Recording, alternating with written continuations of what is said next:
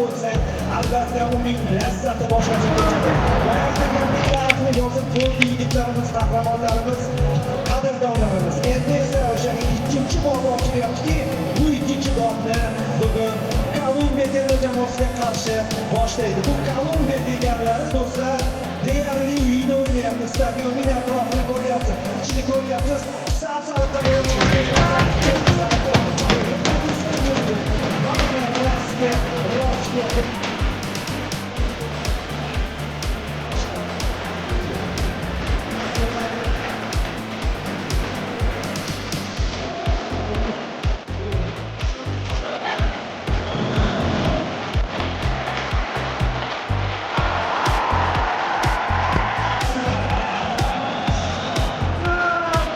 Milliy gvardiya harbiy xizmatchilari futbol bo'yicha milliy terma jamoamizning jahon chempionatidagi ilk o'yinini, ya'ni tarixiy ilk ishtirokini tomosha qilib, yurtimiz yigitlarini qo'llab-quvvatlashmoqda.